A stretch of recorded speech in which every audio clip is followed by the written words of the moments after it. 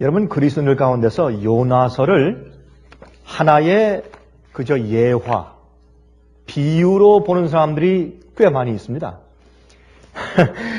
여러분, 웬만한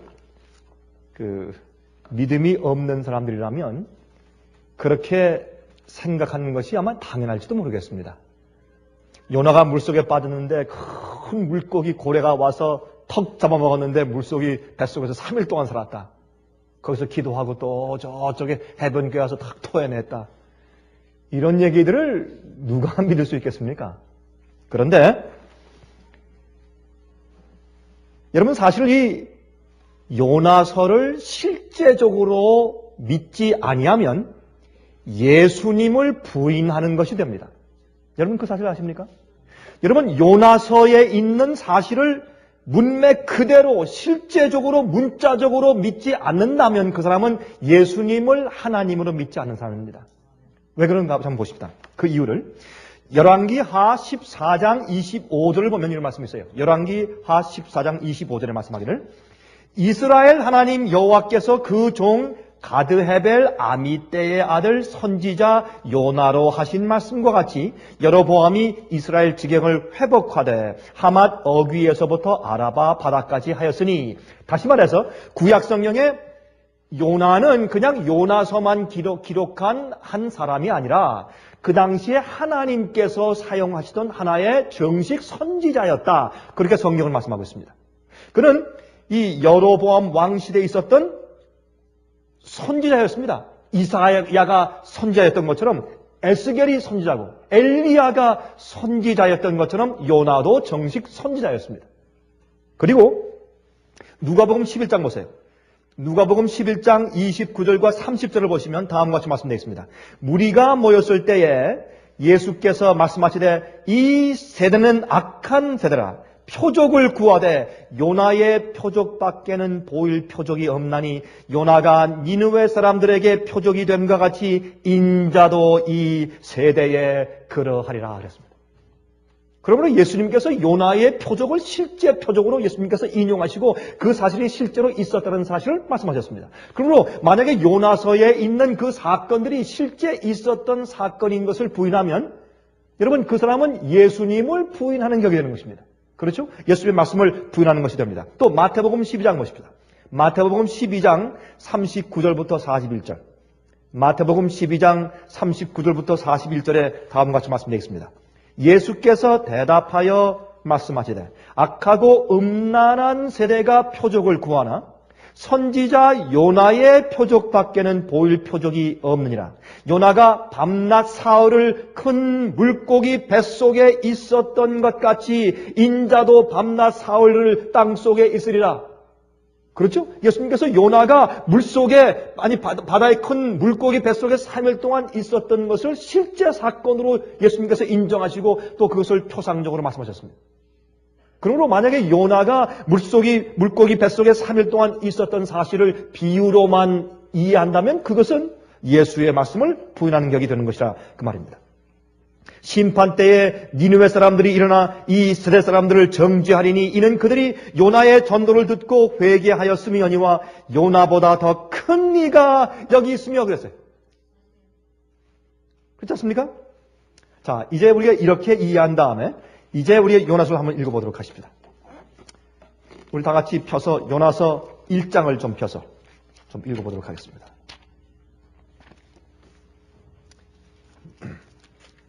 아모스 다음에 오바댜서가 있고 그 다음에 요나서가 있죠. 어떤 때는 요나서 같은 것은 찾기가 좀 어렵습니다. 특별히 우리 할머님들에게는 좀 찾기가 좀 어려울지 모르겠습니다. 요나서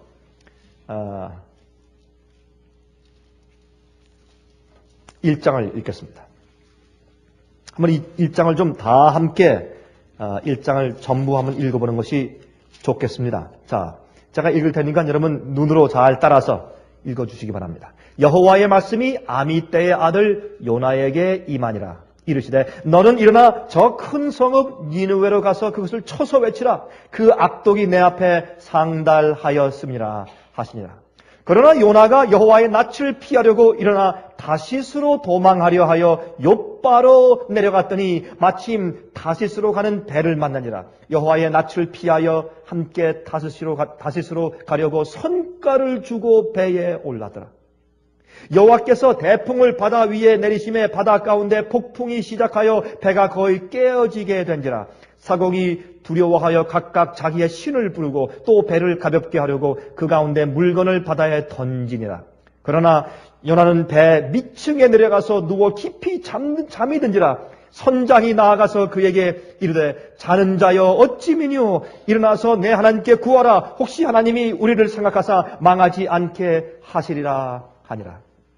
그들이 서로 이르되 자 우리가 제비를 뽑아 이 재앙이 누구로 인하여 우리에게 임하였나 알자 하고 곧 제비를 뽑으니 제비가 요나에게 당한지라. 참 이 얘기가요. 이거 참 동화 같기도 하고 참 기가 막힌 얘기예요. 그렇죠? 하나하나가 영적인 얼마나 큰 놀라운 의미들이 있는지 몰라요. 무리가 그에게 이르되 청컨대 이 재앙이 무슨 연고로 우리에게 임하였는가 고하라.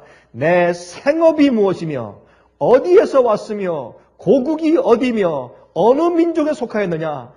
그가 대답하되 나는 히브리 사람이요 바다와 육지를 지으신 하늘의 하나님 여호와를 경외하는 자로다 하고 자기가 여호와의 낯을 피함인 줄을 그들에게 고하였으므로 무리가 알고 심히 두려워하여 이르되 내가 어찌하여 이렇게 행하였느냐 하니라. 바다가 점점 충용한지라. 무리가 그에게 이르되 우리가 너를 어떻게 하여야 바다가 우리를 위하여 잔잔하겠느냐.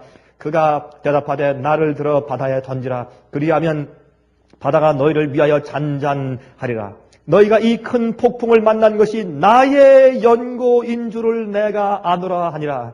그러나 그 사람들이 힘써 노를 저어 배를 육지에 돌리고자 하다가 바다가 그들을 향하여 점점 흉흉함으로 능히 못한지라. 무리가 여호와께 부르짖어 가로되 여호와여 구하고 구하오니 이 사람의 생명 까닭에 우리를 멸망시키지 마옵소서. 무죄한 죄를 우리에게 돌리지 마옵소서. 주 여호와께서는 주의 뜻대로 행하심이니이다 하고 요나를 들어 바다에 던짐에 바다에 뛰노는 것이 곧 그친지라. 그 사람들이 여호와를 크게 두려워하여 여호와께 제물을 드리고 서원을 하였더라. 여호와께서 이미 큰 물고기를 예비하사 요나를 삼키게 하셨으므로 요나가 3일 3야를 물고기 배에 있으니라. 여러분 이 말씀은요 우리가 어떤 때는요 요나서 1장만 딱 읽고 그냥 앉아도 우리가 은혜 받을 만하게 참 그 얘기가 다양하고 말이죠. 흥미있고 재미있고 그 속에 금방 뜻을 알 수 있어요. 조금만 영적인 사람은 이 말씀을 읽으면 그 속에 이게 나에게 무엇을 의미하는지 금방 뜻이 들어와요. 참 놀라운 말씀이에요. 여러분 여기에 보면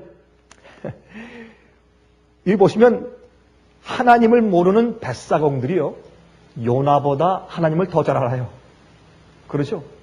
요나는 하나님을 외면해서 도망가는데 밑으로 도망가는데 어떻게 해요? 제일 처음에 니느웨 성은 예루살렘에서 동북쪽에 저쪽 내륙 지방에 있어요. 아수르의 수도였어요. 그런데 욥바는 그 반대쪽에 이 예루살렘의 북서쪽에 있는 항구 도시였습니다. 그리고 그가 가려고 하는 것은 다시스는 저기 스페인 지방에 있는 도시였어요. 그러니까 하나님께서 가라고 하는 곳들부터 정반대 방향으로 도망을 가고 있는데 도망할 때 보면 어떻게 합니까? 그가 어떻게 해요? 예루살렘에서 욥바는 위쪽이에요. 그래서 이 성경이 말하기를 그가 예루살렘에서 욥바로 올라갔더라 그렇게 안 했어요. 욥바로 내려갔더라. 이건 영적인 설명이에요. 아니 욥바로 올라가니라 그렇게 해야죠 지리적으로.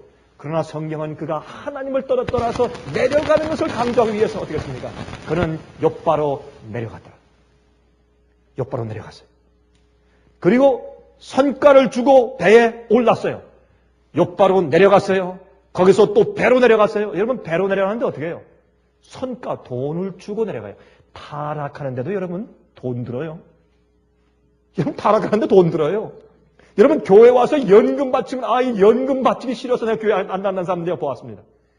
교회 가서 헌금 바치는 것보다 타락하는데 돈이 훨씬 더 많이 들어요. 주님을 떠나서 가는데 돈 안 드는 줄 아세요 여러분? 돈 들어요. 내가 주님께 헌신하기 위해서는 이렇게 할 텐데, 주님께 헌신 안 하니까, 내가 돈 좀 세이브하겠다. 더 들어요, 돈이.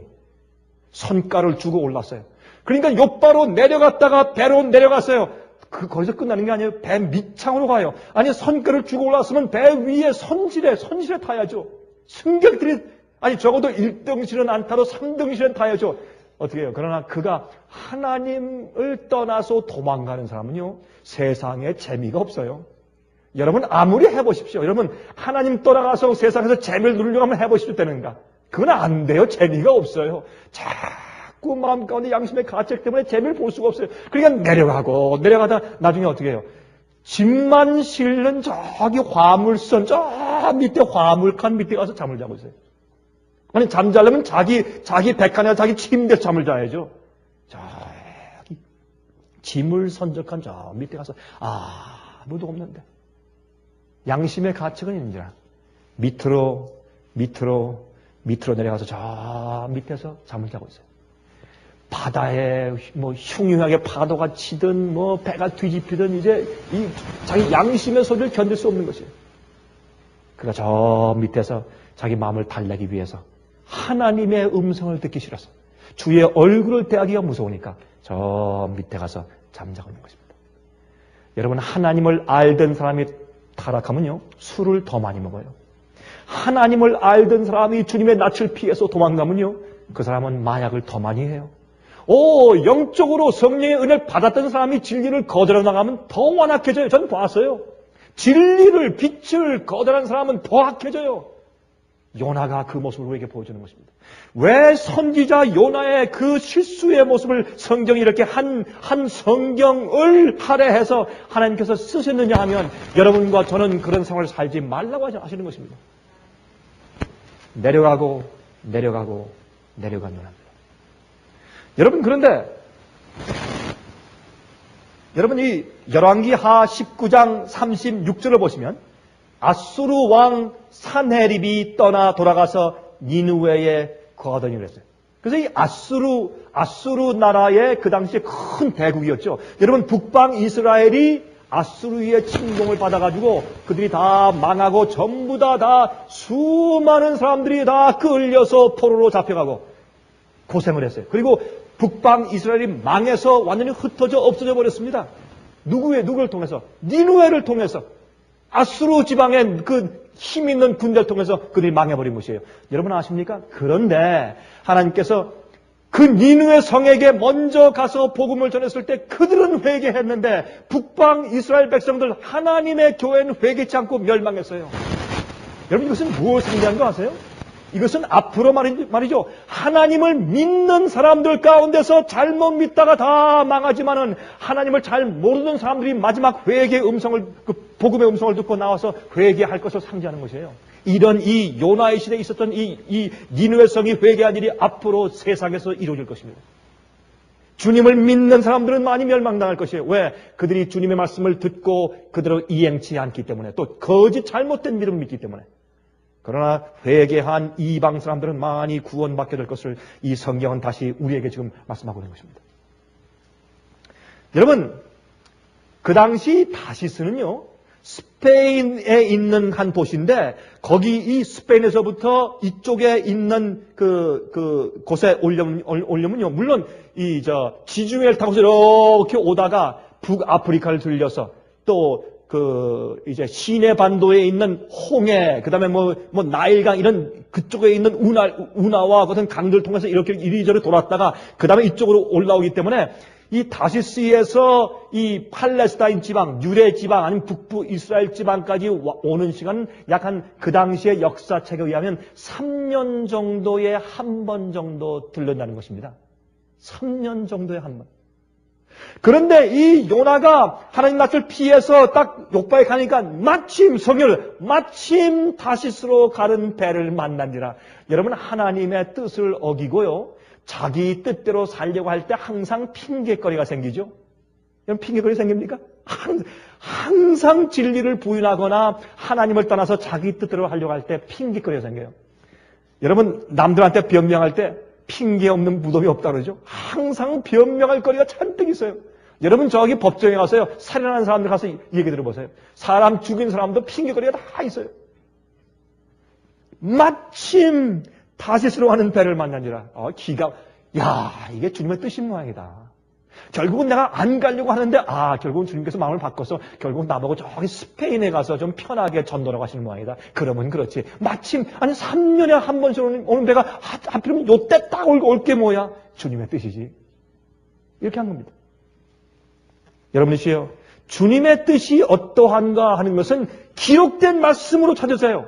여러분 마음속에 들어오는 감정이나 느낌으로 찾지 마세요. 주님께서 내게 이렇게 하신다. 그렇게 하지 마세요. 말씀으로 찾으세요. 말씀으로. 여러분 주님께서 내가 이쪽 지방에 가서 전도를 하신다. 말씀으로 찾으세요. 그리고 주님께서 내가 지금 이 돈을 투자해서 이 사업을 하게 하신다. 말씀으로 찾으세요. 말씀 속에 많이 보시면 다 있어요. 물론 우리가 기도할 때 성령의 감동이 우리 마음속에 들어오는 건 사실이나 항상 말씀의 원칙에 입각해서 결정들을 하세요. 안 그러면 마침 다시스로 가는 배를 만나요. 여러분. 마침 해필이면 이렇게 돼요. 그래서 많은 사람들이 하나님을 믿으면서도 엉뚱한 길로 가는 경우가 많이 생긴다고 말입니다. 참 제가 이 선가를 주고 배를 올랐더라 하는 제가 그 얘기를 들으면 가만히 읽으면서 참 이 세상에 하나님께 헌신하고 싶지 않아서 피하던 사람들 가만히 보면 자기 문제에 자기의 삶에 그만 얽매여서 얼마나 많은 사람들이 자기 재물들을 허비하는지 몰라요. 참 그런 사람들 많아요. 하나님께 바치는 돈은 크고 아까워서 줄이는 사람들이 나중에 자기 문제에 걸려가지고 수만 불씩 날려버리는 사람들 제가 많이 봐요. 얼마 전에 제가 그분은 한국 사람이 아닌가 제가 말씀드릴 수 있어요. 한국 사람이라면 제가 이런 얘기 못하죠. 제가 지금 예화를 하고 싶은 얘기가 잔뜩 있는데 그건 다 한국 사람들이 연관된 것이기 때문에 제 지금 이 테이프는 지금 사방팔방으로 나가니까 제가 예화를 할 수가 없어요. 제가 예화로 지금 쓸 실제 얘기들이 참 많지만 제가 할 수 없어요, 다. 그 사람들이 듣기 때문에 할 수가 없어요. 이 사람은 한국 분이 아닌가 제가 이해할 수 있는데, 얼마 전에 그분이 저한테 이제 전화했어요. 제가 이번에 좀 큰 수확이 있어서, 목사님 내가 이제 생애빚에 좀 한번 좀 한 건 바치겠습니다. 우리 한국말 한 건 좀 크게 바치겠습니다. 그래서, 얼마나 바치려고 하십니까? 그러니까 지금 얼마나 필요하십니까? 저한테 지금 문제 있는 거 아니죠? 네, 아마 여기만 좀 문제입니다. 그런데 한참 이제 그 대화를 하고 있는데 그 사람 얘기가 하여튼 제가 좀 큰 액수를 좀 바치겠습니다. 그렇습니까? 감사합니다. 뭘 필요하십니까? 여기 필요한 걸 쭉 얘기했어요. 그랬더니 그 사람이 알겠습니다. 하고 이 사람이 처음에 돈을 좀 바쳤어요. 거의 한 2만 불 되는 정도의 액수를 바쳤어요. 바친 다음에, 그 다음에 내가 이번엔 좀 더 큰 액수를 바치겠습니다. 라고 약속을 했어요. 근데, 이분이 그걸 딱 바쳤으면 되는데 욕심이 생기니까 이 사람이 어디 그걸 투자를 했습니다. 투자를 했는데 장사에 투자한 것이 아니라 은행하고의 관계에서 투자를 했어요. 근데 투자를 하고 나니까 나중에 알고 나니까 10년 이전엔 그 돈을 못 찾는 거예요. 이 사람이 모르고 여기 써놓은데 그걸 다 읽어보지 못하고 무조건 사인을 해버린 거예요. 10년 동안 그 돈이 묶여버린 거예요. 저한테 전화 와서 통곡을 해요. 목사님 이거 되는 겁니까? 세상에 이럴 수가 있습니까?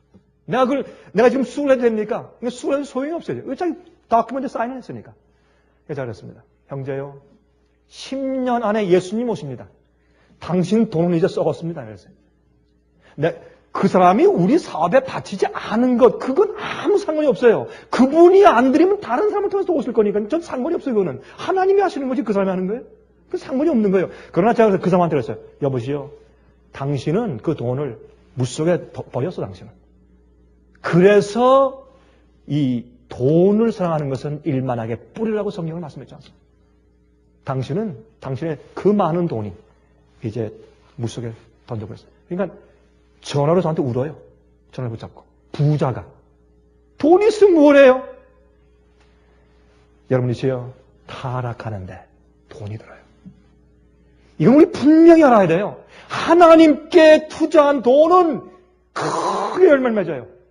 그러나 나를 위해서 쓰는 것은 낭비요. 그리고 여러분이시여, 이 선가를 주고 배에 올랐더라. 하나님의 뜻대로 살지 않는데, 여러분 하나님의 뜻대로 살지 않으면 돈이 모일 것 같죠? 절대 그렇지 않습니다. 만약에 하나님의 뜻대로 살지 않고 돈이 모인다, 그러면 그 돈 때문에 그 사람 불행하게 돼요. 분명히 문제가 생기고 불행하게 되고 그 돈 때문에 가슴이 아프게 되고 병이 나요. 이 세상에 이런 일들을 우리가 비일비재하게 보지 않습니까? 이런 것 때문에 요나서가 기록되어 있는 것이 우리에게, 요나서가.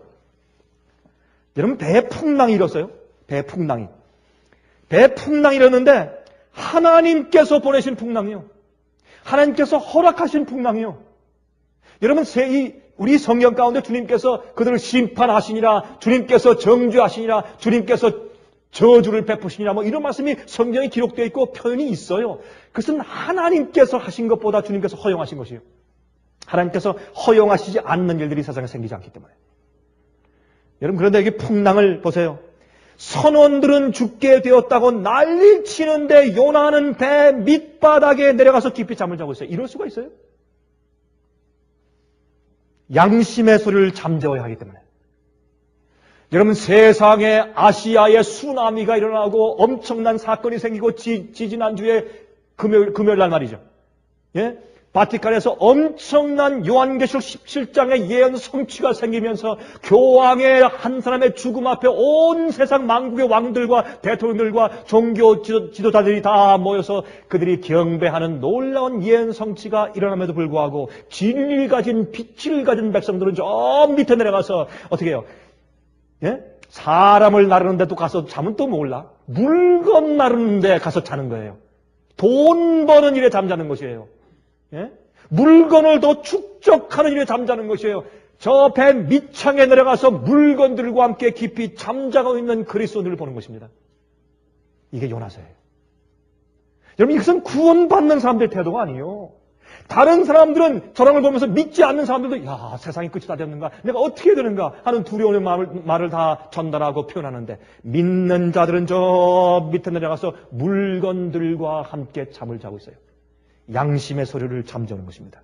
그래서 하나님의 뜻을 떠나 살고 있는 그리스도인들은 마음이 더 무디고 더 완악해지는 것입니다. 왜? 그들이 알기 때문에, 그들이 알고 있는 사건들이 벌어지면 그 사건들에 대한 예민한 마음을 죽이기 위해서 더 마음이 무뎌지기 때문에 그들은 더 악해지는 것이에요. 그래서 믿지 않는 사람들보다 믿는 자들이 올바로 살지 않으면 그 사람들은 더 악해지는 것이에요. 오히려 배에 타고 있던 이방인들과 선원들이 하나님께 기도하자 그럴 때 요나는 저 밑에 가서 잤어요. 그렇지 않습니까? 나중에 보니까 재밌는 것은 제비를 뽑아요. 제비를 뽑는데 참 제비를 뽑아보니까 하나님께서 제비를 뽑게 하셔가지고 도망하는 요나의 이름이 딱 뽑혔어요. 참 기가 막힌 얘기죠. 근데 이 선장이 말이죠. 다 지금 기도하고 자기 신을 부르면서 기도하고 있는데 가만히 보니까 전부 다 어떻게 해요? 여러분 유럽에 가면 기차하고 서브웨이 있지 않습니까? 기차하고 서브웨이를 탈 때, 그냥 표를 받는 데가 없어요, 거기는. 그러니까 조금만 좀 양심을 좀 어기고서 표 안 사고 그냥 타도 돼요. 그러면 아무도 말하는 사람이 없어요. 그냥 한 번은 제가 잊어버려가지고 급하니까 그냥 타고서 보니까 표를 안 샀어요. 공짜로 먼 데 그냥 공짜로 타고 왔다 왔어요, 한 번은. 표를 제가, 안 살려고 안 산 것이 아니라 제가 습관이 안 돼가지고 잊어버려가지고. 그런데 자주 어떻게 하는가? 이 유럽에는 무슨 영국도 그렇고 독일도 그렇고 검사원들이 차장들이잖아요. 한국에도 차장들 다니면서 이렇게 표에 이게 구멍을 뚫잖아요. 그런 식으로 이제 유럽도 그렇게 하는데 이 차장들이 청바지를 입고 그냥 보통 옷을 입고 보통 승객처럼 타고 있어요. 이따 갑자기 일어나가지고 다시 검사를 해요. 그러니까 걸리죠. 그렇게들 많이 하는데 그런 식으로 이 선장도 말이죠. 배표를 검사하면서 지금 다 그럼 기도하고 있는가? 다 보고 있어요. 여러분, 앞으로요, 미국을 우리로부터 시작해서 짐승의 표에 환란에 강압하는 법령이 생길 때 모든 미국의 시민들과 나중에 세계의 거민들이 그 거민들 하나하나 그 롤콜, 전부 다 그 이름들을 다, 시민들의 이름을 다 체크하면서 그들이 이 모든 재난을 위해서, 이 나라의 안녕과 질서와 번영을 위해서 하나님께 기도하고 있는지를 체크하는 일이 생길 것입니다. 그때 누가 잡히는 줄 아십니까? 하나님을 믿는, 하나님께서 보내신 선지자 같은 사람들이 잡히는 거예요. 제비가 딱 뽑히는 것입니다. 이런 이야기는 그냥 옛날에만 있던 얘기가 아니에요. 이게 우리 얘기예요, 우리 얘기. 근데 문제는 요나는 도망가다 잡혔어요. 여러분과 저는 앞으로 도망가다가 잡히지 않게 되길 제가 기도합니다. 우리는 도망가다 잡히면 안 돼요. 우리는 떳떳하게 주님 위해서 외치고 진리를 전하다가 잡혀야지. 왜 도망가다 잡혀요? 요나는 도망가다 잡힌 사람이에요. 제비를 뽑았는데, 여기 지금 무엇이라고 말합니까? 여기 말하기를. 당신이 어디서 왔느냐? 내 생업이 무엇이냐? 당신 고국이 어디요? 어느 민족 사람이요? 정확하게. 그가 자기를 숨기려고, 자기 신분을 숨기려고 도망가서 내려가서 저 밑에 배 밑창에서 잠잘 때 하나님께서 딱 불러 올려가지고 자기 신분을 밝히게 하세요. 여러분이시여, 빛을 알고 있는 마지막 여자의 남은 교회의 백성들은 숨길 수가 없어요. 딱 잡힌 겁니다. 당신이 누구요? 뭐 믿는 사람들이요? 뭐 하는 사람이요? 당신은 어떤 진리를 믿는 사람이요? 정확하게 딱 잡히는 것입니다. 그때 그가 말합니다. 예, 사실 이 풍랑은 나 때문에 생긴 것이요. 미안합니다. 이게 뭔지 아십니까? 앞으로 짐승의 표의 환란, 요한계시록 13장의 그 환란이 이르러 오면 누구 때문에 이런 모든 천연재와 어려움이 생길 것이라고 딱 지목합니까? 하나님의 계명을 지키며 예수 믿음을 가진 백성들 너희들 때문이야 라고 딱 찍는 것입니다. 이게 다 은유가 그 속에 다 포함되는 얘기예요. 이게 실제로 있던 얘기지만은 옛날 구약시대에 실제로 있던 이야기들이 영적으로 우리에게 다시 반복될 것을 우리가 말하는 것입니다. 물론 사건 그대로 이루어지는 것은 아니지만 영적인 그 내용과 그 영적인 그 의미들이 우리 속에서 반복되는 것을 우리가 우리 생각 가운데서 보는 것입니다. 나는 바다와 육지를 창조하신 창조주 하나님을 내가 경배하는 히브리 사람이요. 이게 무슨 말이에요? 나는 선택된 교회의 백성이요. 선택된 교회의 백성이요. 나는 마지막 교회의 백성이요. 그리고 나는 창조주를 섬기고 있는 사람이요. 얼마나 똑같은 얘기를 마지막 시대 환란하고. 안 그래요? 창조주를 섬기는 사람이야 나는. 내가 여호와의 낯을 피해서 도망가기 때문에 이런 일이 생겼습니다. 그때 사람들이 두려워서 어떻게 당신이 이렇게 해서 우리 생명을 위태롭게 없어? 어떻게 이렇게 할 수 있어? 당신 때문에 왜 좀 죽게 생겼지 않소? 어떻게 이렇게 할 수 있어? 여러분이 앞으로 멸망당해서 죽어가는 영혼들이 우리에게 와서 당신들은 빛과 진리를 알고 있으면서도 왜 우리에게 미리 경고하고 알려주지 않았소? 라고 원망할 것입니다. 똑같은 얘기입니다. 똑같은 얘기입니다. 그러므로 하나님을 아는 자들의 죄는, 우리의 죄는, 우리 그리스도인들의 죄는요, 우리의 잘못은 우리에게만, 자기 자신에게만 멸망을 초래하는 것뿐만 아니라 다른 사람들에게 해를 끼쳐요, 여러분. 우리가 잘못한 우리의 잘못과 죄는요, 다른 사람들을 함께 끌어와서 멸망시켜요. 우리만 멸망시키는 것이 아니고, 그래서 진리와 빛을 알고 있는 사람의 책임은 그렇게 중요한 것입니다. 이렇게 말했습니다. 내가 누구냐? 창조주를 경배하는 자입니다. 그렇게 말했습니다. 그때 할 수 없이 아무리 해도 바다 파도가 흉흉한 것이 잠잠해지지 않기 때문에 그들이 할 수 없이 연화를 들어가지고 하나, 둘, 셋 하고 집어던집니다. 그래서 그 파도 치는 바다 물결 속으로 풍덩 빠지고 난 다음에 갑자기 하늘에 바람이 그치고 그 다음에 바다에 풍파가 그칩니다. 잠잠해집니다. 참 이상한 일이죠. 그때에 하나님께서 물택시에 그죠? 물택시를 준비하셔서 촥 와가지고 탁 넙석이 탁 받아먹습니다. 그래서 그 범죄하고 그 반역해서 하나님 낯을 피해서 도망하는 요나를 잡아먹어서 보호하십니다. 그는 깜깜함 속에 들어갔습니다. 시련 속에 들어갔습니다. 어려움 속에 들어갔습니다. 고난 가운데 들어갔습니다. 그러나 그 고난은 하나님께서 회개하는 요나를 용납하시고 구원하시는 하나님의 방법이었습니다. 여러분이시여, 우리도 요나처럼 회개할 필요가 있지 않습니까, 여러분? 하나님께서 우리를 어두움 가운데 가두시고 우리에게 어려움과 고난을 주실 때 그 고난의 어두운 이 고래의 뱃속은 우리의 회개의 기회예요. 회개의 장소예요, 사실은. 그래서 하나님께서 요나를 용서하시는 모습 보면서 사실은 정말 바다로 집어던져버렸어요. 어떤 때는 우리가요, 정말 세상에서 하나님께로부터 내 동댕이 쳐버린 듯한 느낌을 느낄 때가 있어요. 그러나 하나님께서 항상 물택시를 준비하세요. 와서 우리를 삼키시는데 그 속에서 깜깜함 속에서 다른 사람들이 저 사람 죽었다 이제 하는 그런 환경 가운데서 우리가 하나님을 다시 만나는 경험을 하게 되는 것입니다. 이게 우리 회개의 경험입니다. 하나님께서는 소돔과 고모라도 먼저 경고하시고 멸망시켰어요. 똑같은 하나님께서 니느웨도 그들이 회개하도록 주님께서 경고하셨는데 소돔과 고모라 성은 회개하지 않았기 때문에 멸망했고 니느웨는 회개해서 그들이 나중에 멸망했지만 그러나 당장 멸망당하지 않고 그들이 심판에서 벗어나는 것을 우리가 볼 수 있어요. 하나님은 공평하신 분인 것을 알 수 있습니다. 그런데 여러분, 청고래가 있는데 사실은 이 청고래만큼은 사람을 삼킬 수가 있습니다. 고래들은 이 입은 크지만 목구멍이 작아가지고 사람이 들어갈 수가 없어요. 그 뱃속에. 목구멍은 이렇게 얇은데 거기에 이렇게 이제 이 비늘 같은 것들이 많이 있어서 줄 같은 게 있어서 고기들을 이렇게 큰 고기를 못 삼켜요. 작은 고기를 막 빨아들여가지고 이렇게 걸릅니다. 그래서 사람의 몸이 고래 뱃속에 들어갈 수가 없어요. 그러나 청고래, 고래 종류 가운데 청고래만큼은 벌릴 때 사람이 뱃속에 들어갈 수 있습니다. 그래서 1940년대에 하와이에 있던 한 미국인 어부가 낚시질을 하다가 물속에 빠져가지고 청고래가 삼켜서 청고래 뱃속에 들어갔다가 이틀 만에 살아나온 그런 경험이 있어요, 실제로. 그래서 이 요나가 이 고래 뱃속에 들어간 것은 이건 실제 있을 수 있는 사건인 것을 우리가 과학적으로 알 수 있는 것입니다.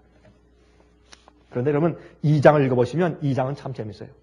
여러분, 2장을 읽어보시면 2장 얘기는 하늘에 있는 하늘 성소를 향해서 기도해요. 그런데 요나가 물속에 내 동댕이 쳐져서 물속에 빠질 때 즉시로 그냥 청고래가 와서 싹 잡아먹은 것이 아니에요.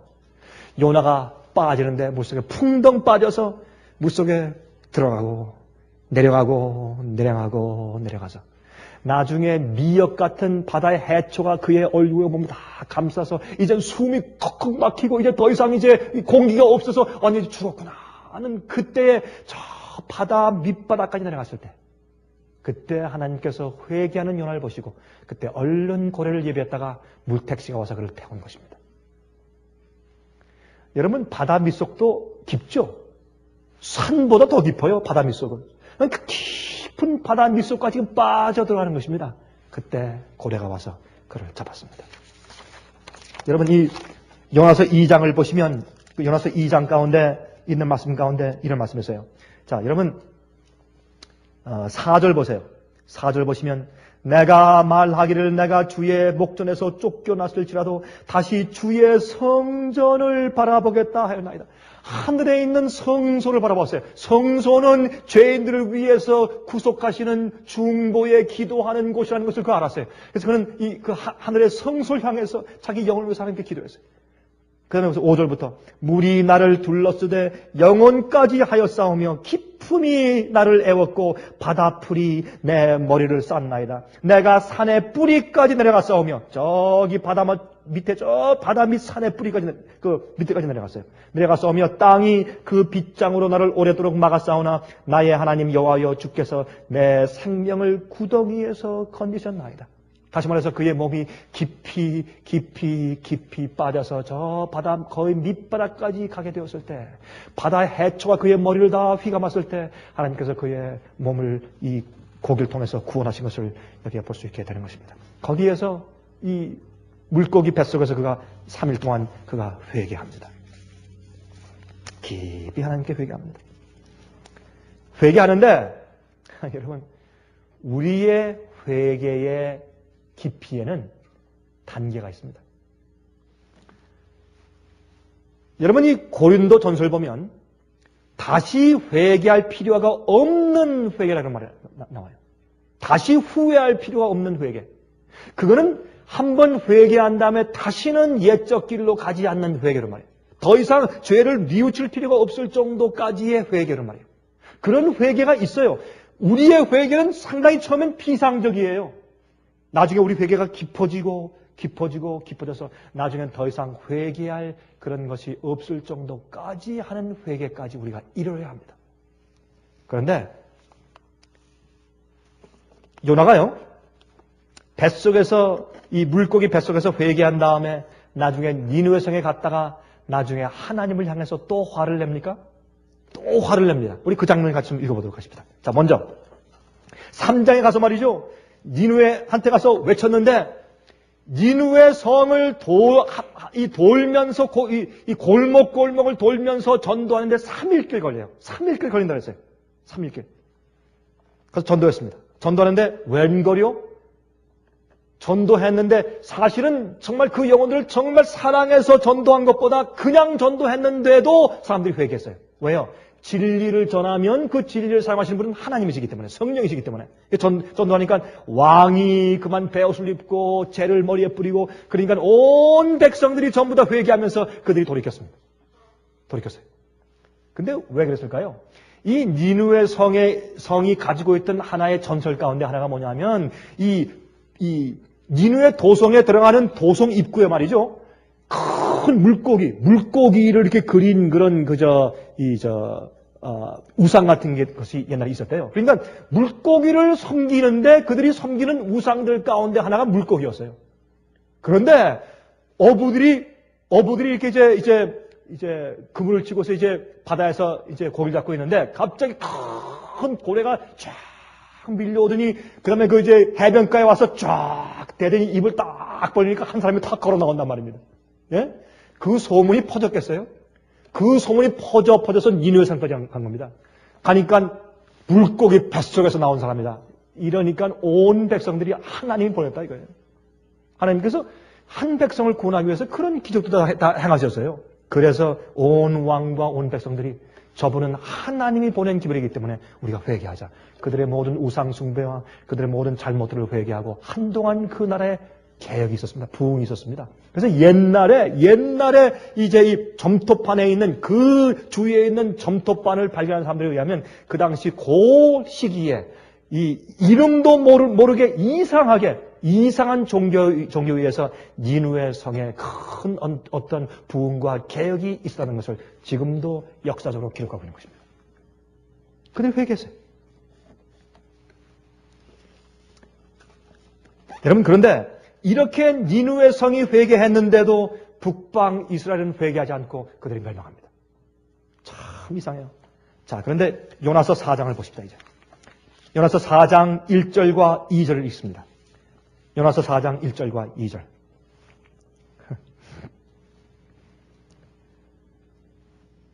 요나가 심히 싫어하고 노하여. 이건 표현이요. 이건 굉장한 표현이에요.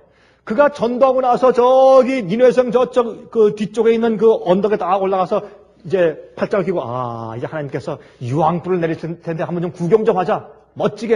왜 그렇습니까? 그 아수르는 북방 이스라엘과 원수거든요. 원수예요. 이 요나가 원래 처음부터 니느웨 성에 가서 복음을 전할 것을 그가 그렇게 싫어하고 도망간 이유가, 여러분 거기 가서 전도하면 그건 뭡니까? 역적이에요, 역적. 매국노예요. 예? 적군을, 이스라엘 백성들은 그 사람들은 다 저주받아 죽을 사람이라고 생각하는데 가서 복음 전해서 하나님의 진노를 피하게 하면 이건 역적 노릇이요. 그래서 싫어하는 것입니다. 그래서 싫어하는 것입니다. 그런데 아니나 다를까 하나님께서 그 뜻을 돌이키사 그들을 심판치 않으십니다. 그렇죠? 그럴 때 여기 보십시다. 요나서 4장 1절 2절. 요나가 심히 싫어하고 노하여 여호와께 기도하여 가로되 여호와여, 내가 고국에 있을 때 이러하겠다고 말씀하지 아니하였나이까? 그러므로 내가 빨리 다시스로 도망하였사오니 주께서는 은혜로우시며 자비로우시며 노하기를 더디하시며 인애가 크시사 뜻을 돌이켜 재앙을 내리지 아니하시는 하나님이신 줄 내가 알았음이니이다. 내가 그럴 줄 알았습니다. 내 그러니까 안 간다고 했지 않습니까, 주님? 나만 바보 됐죠, 이제. 나만 거짓 선지자 됐죠. 심판이 임한다고 했는데 안 임했으니까 나만 거짓 선지자 됐지 않습니까? 참 기가 막힌 얘기입니다. 우리가 꼭 그러합니다. 우리는 하나님의 진리와 기별을 전하는 데 있어서 우리 자신을 거기 함께 실어서 전해요. 그렇기 때문에 그대로 안 되면 무안해해요. 부끄러워하고. 그거 왜 그렇습니까? 자기 기별로 섞어서 전하기 때문에 그렇습니다. 하나님의 영광만 위해서 주께서 주신 기별을 전해야 할 텐데 자기를 섞여서 자기 명예에 달려서 하나님의 명예만을 위해 전하는 것이 아니라 자기가 달려요. 자기가. 이것이 요나입니다. 이래서 마지막에 주님께서 당신의 백성들을 사용할 수가 없는 것입니다. 자기가 달려있어요. 자기가. 여러분 요나가 말이죠. 가만히 보니까 하나님께서 마음을 돌이키셔서 그 성을 멸망치 않으십니다. 그러니까 뭐라 그래요? 하나님의 자비롭고 노하기를 더디하시고 인애가 크신 하나님의 성품을 원망합니다. 그렇죠? 하나님은 보기 좋게 좀 유황불 내려서 멸망시키시지. 하나님의 그 선하신 성품을 원망합니다. 화가 나 있는데 하나님께서 말이죠. 또 기적을 베푸세요. 이 물고기의 뱃속에 들어가서 3일 3夜를 지낸 그 기적보다 어떤 의미에서 더 귀한 기적이에요. 옆에 박넝쿨이 갑자기 하루 만에 이렇게 자랄 수 없잖아요. 그 기적적으로 자라게 해서 하루 만에 박넝쿨이 크게 자라서 어떤 지붕을 이루도록 큰 박넝쿨이 잎사구 크지 않습니까? 박의 잎사구가 크게 자라가지고 그냥 갑자기 기적적으로 이렇게 그늘을 쳤어요. 그것만 봐도 하나님의 기적인 걸 알 텐데 그런 기적을 두 번째 보고 나서도 요나의 마음 가운데 그의 분함이 하나님께 대한 성냄이 가시지 않았어요. 우리가 그래요. 우리 인간들이 그래요. 하나님께 대해서. 우리도 모르게 은근히 하나님께 대한 원망이 섞여 있어요. 우리 마음 가운데. 그래서 하나님을 온전히 알지 못해요. 요나가 그랬어요. 이 참 그늘을 쫙 해주니까 그 태양빛에 이렇게 앉아있는데 아주 막 더워서 땀이 나 죽겠는데 그때 이제 박넝쿨이 시원한 그늘을 지어서 가리워주니 얼마나 좋아요. 아 시원하다 좋다 하는데 갑자기 또 벌레가 와서 다 또 갉아먹어버리네. 어떤 때는요 하나님께서 우리 생활 가운데 병 주고 약 주시는 것 같아요. 왜요? 우리를 깨워서 구원하시기 위해서. 갑자기 또 어떻게 해요? 벌레들이 와가지고 다 갉아먹어서 다 시들어 죽어버려요. 또 그러니까 태양볕을 쬐니까 그렇게 싫습니다. 또. 그러니까 그가 또 원망하는데 보세요. 요나서 4장 9절부터 11절까지. 9절부터 11절까지. 하나님이 요나에게 이르시되 내가 이 박넝쿨로 인하여 성냄이 어찌 합당하냐. 그가 대답하되 요나 얘기입니다. 내가 성내어 죽기까지 할지라도 합당합니다. 세상에 이럴 수가 있어요, 여러분? 예? 하나님 내가 죽기까지 성내고 죽어도 합당합니다. 성을 그의 섭섭함을 풀지 않습니다. 여러분 지금 여러분들 마음 가운데 어떤 사람에 대해서 섭섭한 마음을 안 푸시는 분들이 있습니까? 여러분 그거 푸십시오. 늦기 전에 푸십시오, 여러분. 늦기 전에. 사람들에 대해서 섭섭한 마음을 안 푸는 사람은요, 하나님께 대해서도 섭섭한 마음 안 풉니다. 하나님께 대해서. 여기에 이 요나는 지금 그 마음에 맺힌 거 안 풀어요, 지금. 그거 풀어야 그게 그리스도인이에요. 이게 뭐라 했어요? 내가 성내어 죽기까지 할지라도 내가 합당합니다. 여호와께서 말씀하시네. 내가 수고도 아니하였고 배양도 아니하였고 하룻밤에 났다가 하룻밤에 망한 이 박넝쿨을 내가 아꼈거든. 하물며 이 큰 성읍, 니느웨에는 좌우를 분변치 못하는 자가 12만여 명이나 육축도 많이 12만 명이요 육축도 많이 있나니 내가 아끼는 것이 어찌 합당치 아니하냐? 여러분 맞습니까? 참 기가 막힌 얘기입니다. 근데 우린 그게 안 보여요. 예수님 빨리 오신다고 했지 않습니까? 내가 주님을 위해서 얼마나 희생했는데 이렇게 주님의 재림을 연기해서 나한테 손해를 많이 입히시고 이게 말씀하기를 좌우를 분변치 못하는 자가 이거는 어린 아이들만 말하는 것이 아니라 영적으로 죽은 자들 영적으로 아무것도 모르는 그런 사람들이 12만여 명이요 육축도 동물도 많이 있는데 내가 아끼는 것이 어찌 합당치 아니하냐? 그런데요, 이 끝에 가서 요나서에는 결론이 없습니다. 이 얘기를 딱 하신 다음에 요나서가 끝납니다. 그럼 보세요. 이 11절에 가서 하나님께서 요나에게 질문을 한마디 딱 하시는 것으로 끝나요. 질문으로. 이렇게 많은 사람들과 동물들이 있는데 너는 네가 심지도 아니하고 물도 안 주고 내가 키우지 않은 그 박넝쿨 하나가 너한테 시원한 그늘을 줬는데 그 박넝쿨 하나가 죽었다고 해서 그렇게 화를 내고 그렇게 섭섭해하는데 이 도성에는 그 10여만 명의 사람들과 그 많은 동물들에 대해서 내가 아끼지 않겠느냐? 한번 좀 생각 좀 해봐라. 이렇게 인간이 우리의 이성으로 하나님을 해낼 수 없는 좁아 터진 마음씨를 가지고서 옹알거리는 사람 옆에 오셔서 우리와 대화하시는 하나님께서 그렇지 않겠니? 한번 생각해 보겠느냐? 라는 하나님의 음성으로 끝나는 것이 요나서예요. 저는 이 요나서의 결론이 없는 것 때문에 오히려 제 마음 가운데 감동이 들어와요. 이 말씀을 읽으면서 그 좁아 터진 참 못난 요나 옆에 와서 그래도 요나를 돌이키기 위해서 하나님께서 오셔서 요나에게 그렇지? 한번 생각해봐라. 라고 넌지시 한번 질문을 던지신 그 질문으로 요나서가 끝나요. 근데 요나도 분명히 이 이후에 회개했겠죠, 분명히. 그러니까 이 글을 썼겠죠. 그가 깊이 회개하고 하나님을 위해 사는 것이 무엇이며 선지자가 무슨 일을 하는 것이며 주님의 기별 전하는 자가 무엇을 하는 일인지 분명히 깨닫고 깊이 회개한 다음에 그는 이 책을 쓰면서 자기를 어떻게 해요? 자기를 완전히 사람들이 볼 때 정말 못나고 이상한 사람으로 취급할지언정 자기의 입장을 그대로 낱낱이 고해 바치는 식으로 이 글을 써서 제시합니다. 그러므로 자기 같은 실수를 여러분과 저같이 이 글을 읽는 자는 다시는 그런 실수를 하지 말라고 요나서를 기록해 주었습니다. 하나님께서 사용하실 사람들은 하나님의 영광만을 생각할 수 있는 사람들이지 자기의 명예나 자기의 영광에 관심이 없는 사람들이 되어야 하나님께서 마지막 시대에 쓰시는 겁니다.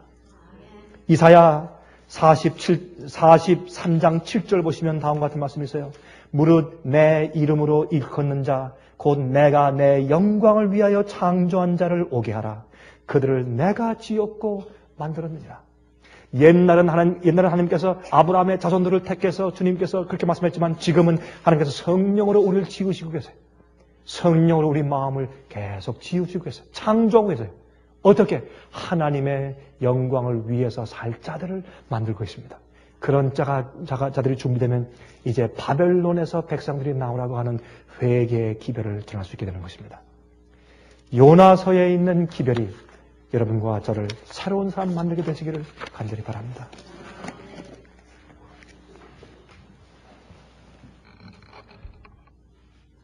하늘에 계신 우리 아버지, 우리 요나처럼 전적으로 주님을 피해서 도망가고 있지는 않을지 모르지만은 우리가 이런저런 일들 때문에 사소한 일들과 결정들에서 우리도 도망가고 있는지 모르겠습니다. 주님 저희를 불쌍히 여기시고 그러한 생활 가운데 행복이 없는 것을 알게 하시며 또한 우리 마음 가운데 아무런 보람이 없는 것을 오늘 기별 통해서 알게 해 주시옵소서. 그리고 우리가 정말 저 배 밑창에서 물건들과 함께 졸며 세상을 가는 사람들 되게 하지 마시고 주여 저희를 매일 일깨우셔서 우리가 바다에 던져짐을 당할지라도 하나님 만나고 하나님께 기도하는 백성들 되게 해주시길 기도합니다. 우리가 이 땅에 사는 목적이 우리가 진리와 하나님의 빛을 전달하기 위해서 존재하는 것을 알게 하셔서 우리의 사명을 깨닫고 살게 축복하여 주시옵소서. 주님이시여 주님께서 베푸시는 그런 어둠과 시련들을 달게 받게 하시고 또한 주님께서 이 땅에서 행하시는 주님의 모든 섭리를 볼 때 우리 마음 가운데 불평이 없게 해 주시옵소서. 우리가 하나님의 뜻을 이해하지 못하고 주님의 섭리를 헤아리지 못할지라도 요나처럼 원망치 않게 해 주시옵소서. 주님께 전적으로 굴복하고 주님께서 어떻게 하시든지 어린 양이 어디로 인도하든지 따라가는 자들 되게 해 주시옵소서. 저희 마음을 변화시켜 주시길 다시 한번 간구하며 사랑 많으신 예수 그리스도의 거룩하신 이름을 의지하여서 간절히 기도합니다. 아멘.